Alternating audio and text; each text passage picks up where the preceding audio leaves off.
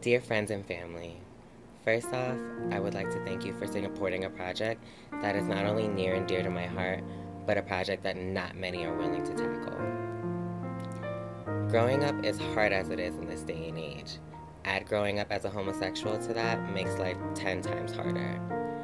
As a child, all we ever want to do is love and be loved by our parents.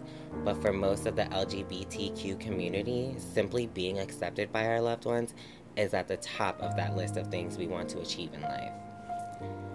Add to that my feelings of abandonment and self-loathing only made matters worse.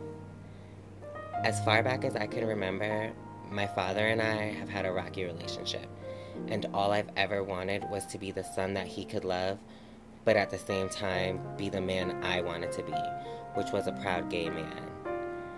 This was and still is no easy task, especially having a gangster as your father. I always knew deep down that my father resented my being a gay man. Growing up with that knowledge can really do damage to one's self-esteem and outlook on what love is. From the abandonment of the one who is supposed to shield you from all the harm in the world to watching him play daddy to a whole new family.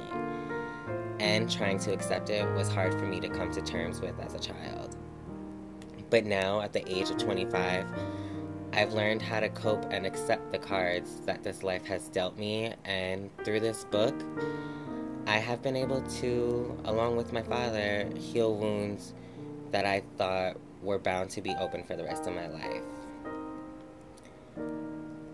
As I received random chapters of the book from my father, I realized that many of my wounds were never healed, but instead they were buried deep in the back of my mind, resurfacing as I was reminded about different phases in our life together.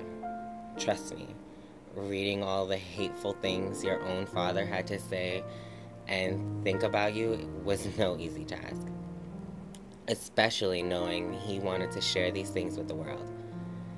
There were many times I could barely get through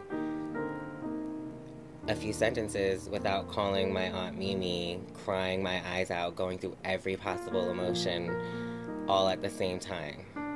I imagine it wasn't easy for him to come to face with these issues. But through reliving these events and talking about them with each other, our relationship as father and son has grown stronger than ever, and I can't wait for him to come home so that we can continue to heal and grow together. I do hope you enjoyed this book as much as I have, and remember, all we ever want in life is to love and be loved by those we care most about in this world. Thank you for reading. Sincerely, Drew, aka the gayest man my father has ever known.